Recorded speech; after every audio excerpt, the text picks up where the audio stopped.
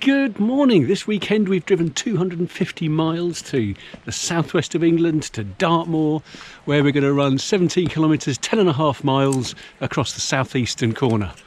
We've got 3 river crossings, 2 bogs and the highest point on southern Dartmoor. Why don't you come along for the journey? Welcome to the Dartmoor Volcano.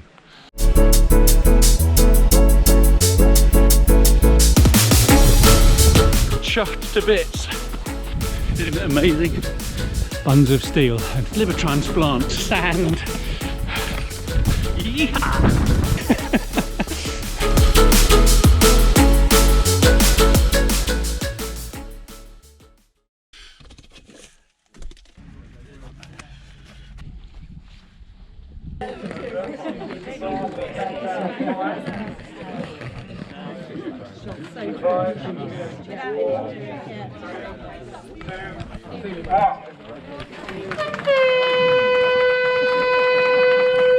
Have a great day. See you soon.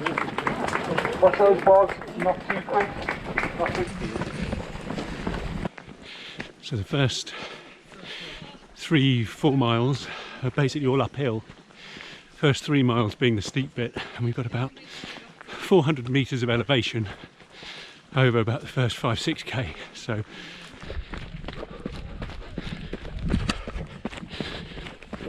I'm very much viewing this as a training run, not trying to kill myself and not trying to absolutely stick it all on the line. Hello pigos! This first bit runs along the Two Moors Way, which is a footpath that links Dartmoor in the south with Exmoor in the north, goes all the way from Plymouth up to Linton.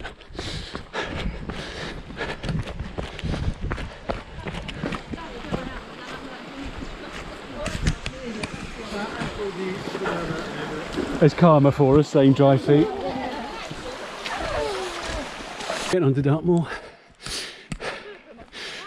There's short, sort of fescue grass that's grazed short by sheep, and the bracken and the gorse, and the heart rate at 160, and we're not even at 1.5 miles. This is very typical Dartmoor. Granite rocks, thinly covered by sparse soil and sheep poo, with magnificent views.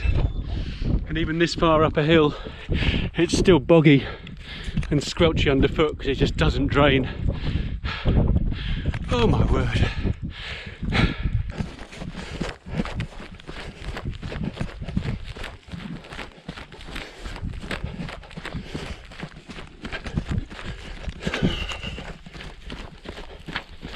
We got Dartmoor ponies and cattle and sheep away on the hills, and crazy runners and walkers enjoying the beauty and splendour of Dartmoor. Just coming up to 4k. This is Pupers Hill, and Pupers is a derivation of pipers, and these cairns and I think these stones are what's left of pipers, who are bad people who played their pipes and danced on the Sabbath, so they got turned to stone. Let that be a lesson to you. We're now heading across the bog towards Snowdon. So Dartmoor is mostly made up of granite and moss. Granite is impervious to water and moss soaks it up, so it's always wet. These big divots and lumps like you see over there are signs of disused tin workings. As I said at the... Sorry, I've just had a flat jack. As I said when I did the crossing video from Princetown in the north to Ivy Bridge in the south, tin has been worked on Dartmoor since the 12th century up to the 19th, so I can imagine Victorians digging tin out of around here, but can you imagine being up here in the 1100s? This peak is what they call Snowdon, and we're heading over to Ryder's Hill, which is that one over there, which is the highest, but this one is one of the highest. And these cairns, you can see, they originate from the Bronze Age, 4,000 years ago.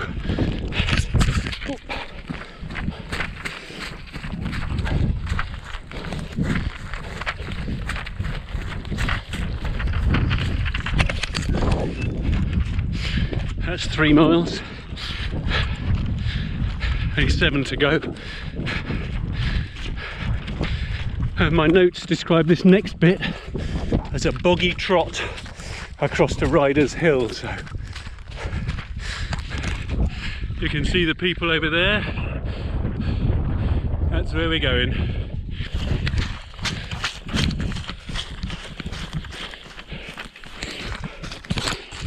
And it is a boggy trot. And this is the bit where one of the organisers went in up to his waist, marking it out yesterday. So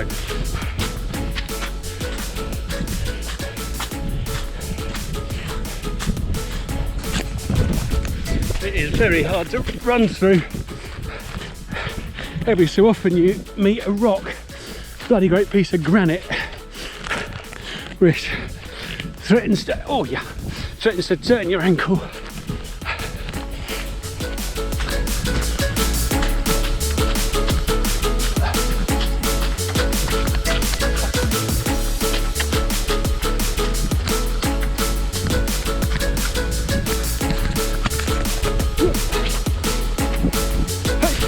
Here we go.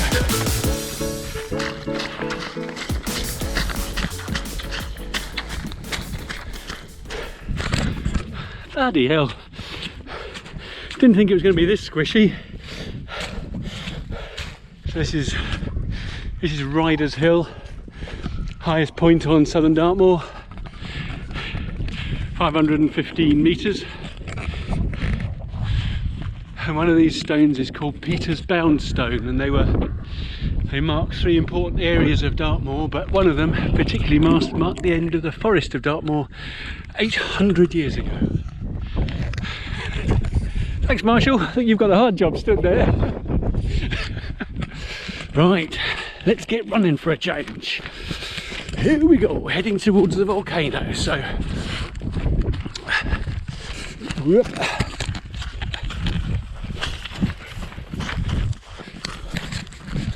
I did just try running off the track to the side here, but that grass is so long and so tussocky, it wraps itself around your feet. I could hardly make any steps at all, so I'm back into bogs.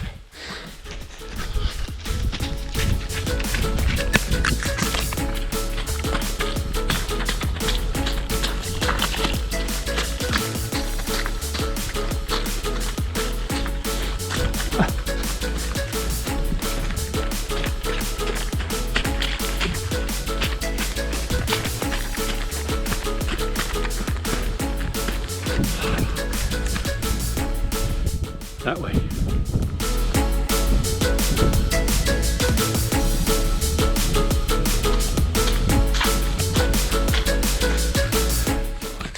So I mentioned that I was taking this as a training run, because even though it's 10 miles, I felt that it was going to qualify at least as a half marathon. With the amount of ascent that we've got, the effort of wading through these bogs,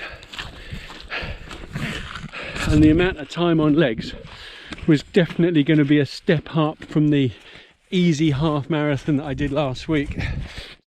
Oh, chance to wash the shoes. Lovely. Brilliant. Thanks, Marshall. So that was the River Avon, not the Bath one, as I said. And that river actually starts in the bog over there that we've just been running through. Where's me pinkness? Oh right, so we go straight up here, then top of the volcano. And then, as the marshal said, after that it's much more runnable. Oi! More bog, or should I say still bog.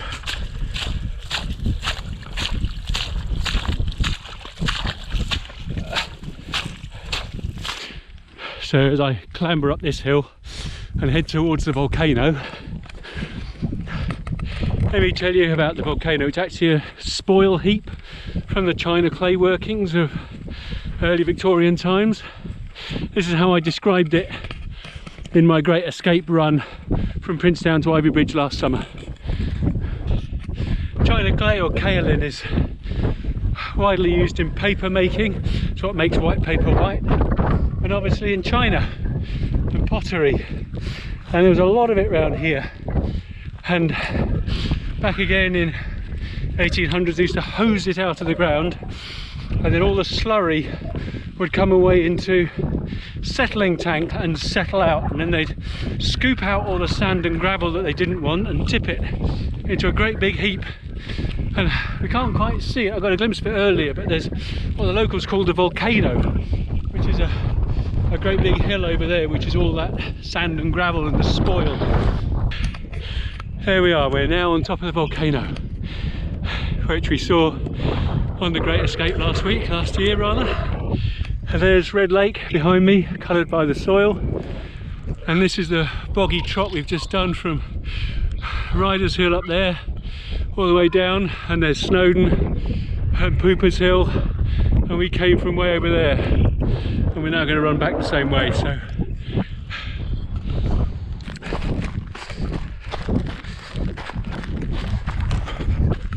Yeah, Red Lake was called Red Lake because the soil around here was quite red. So all the china clay that got hosed out the ground, the lake would be red. And this that we're on now is, as I say, the spoil heap. You can see it's made up of sort of gritty china clay, not the really fine stuff that they want.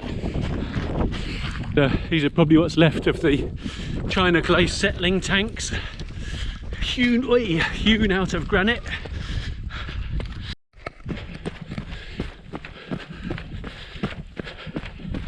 So this is easier, not as exciting, but easier.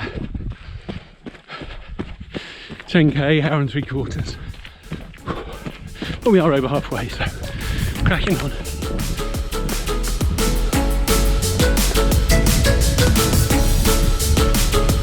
So it looks like this is part of the Monastic Way, or the Abbot's Way, which is a link between Tavistock Abbey, which is about many miles that way, and Buckfast Abbey, which is many miles that way, and the devouts used to walk between them. Let's try running a bit. Come on then.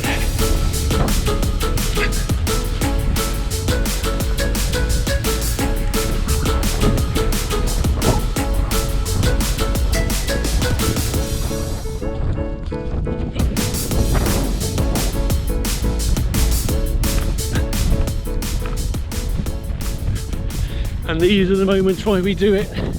Lovely bit of downhill with a beautiful view of a moorland stream carving its way through the peat and the granite. 60-year-old idiots stumbling their way through bogs. Hey. Sheeps. This is pretty steep.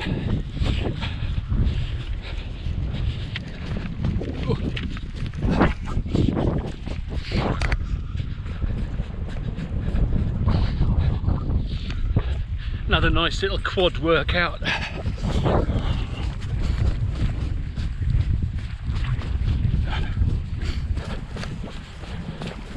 So if you wanted to make a bridge, like in the old days, what would you make your bridge out of? Wood? Well, I don't see any trees, so you make it out of stone. Probably stepping stones to start with, but what you can see there, that's a clapper bridge. And my question is, how the hecky decky did they get those huge great stones into position?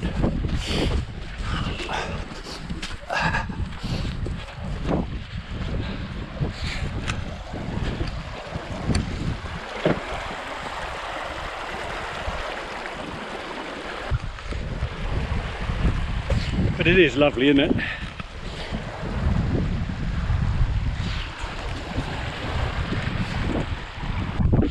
Yeah, you can't take your eyes off for long before there's another bog or another hole in the ground or something to catch you out, rock to trip over. If you want to talk about technical conditions, I call these technical conditions.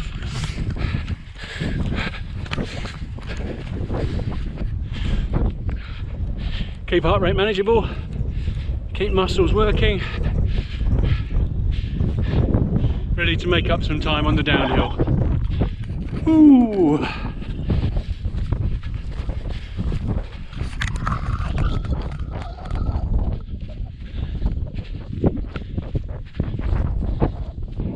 So this is Hickaton Hill, and you may not think it, but these divots here and these areas of gorse and things, some of it is where they've cleared paths, but some of it is Iron Age and Bronze Age settlement, hut circles and things like that. This place really is steeped in history. There's been evidence of human habitation on Dartmoor for 10,000 years. Think about that, 8,000 BC. There were people grubbing a living out of this inhospitable landscape.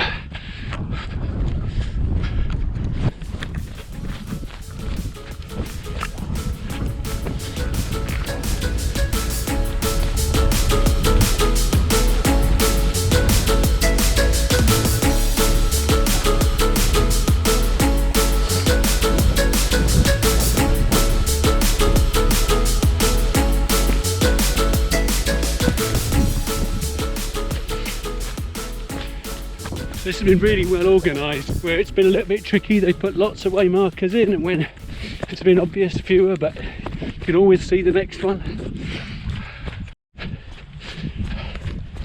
And the marshals have been really good too. Some runs you'll go on, the marshals are hyperactive, exuberant, bell shaking, come on you got this, cheerleaders, which is okay, but I kind of don't want that in the middle of a bog on Dartmoor. These guys have been quiet, they're just enthusiastic, well done mate, but they ooze confidence. They are all, you feel that all of these marshals have done this run and can do this run and know exactly what it's like and have got your back, whatever. It's funny how cautious we were of the water in the first place, and now been here before, let's go.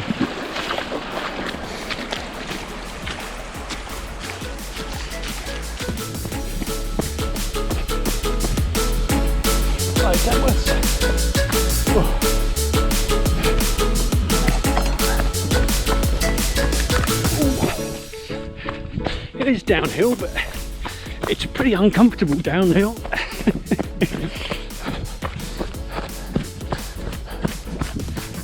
But an awful lot easier than going up it.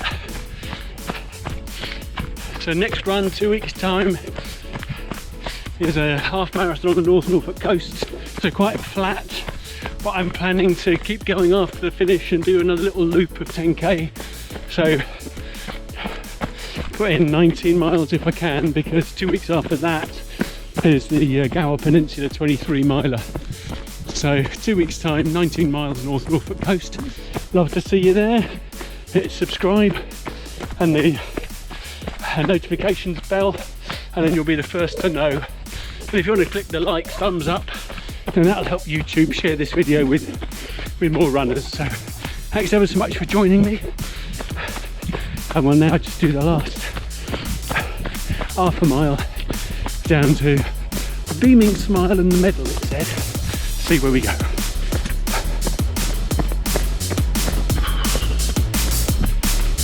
Last bit, here we go.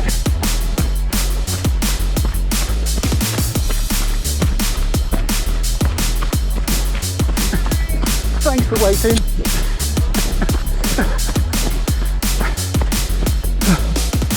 Well done, buddy. So there we are, what a race that was, what a challenge. I was not last, although very nearly, and I did take twice as long as the people who won. They were 1 hour 20 minutes for that 10 miler, and I was 2 hours 40 something. So I really enjoyed it. I love the organisation of Outer Edge. I met some super people. Thank you, lovely to meet you all. So what do I take away? What's the learning? Well, I wasn't prepared for the bogs. I didn't know how to do that. I don't think I'm quite fit enough. I need to lift my legs a lot higher. I'm not so good on those great long hills. I don't know what the answer to that is. How should I get fitter at doing those hills? Let me know what I should do. Other than that, I'm driving home now. I'm really looking forward to getting home, editing the video, sharing it with all you guys. So see you all very soon, and thanks for joining me on this lovely journey. Not this lovely journey, but the running one. Take care now.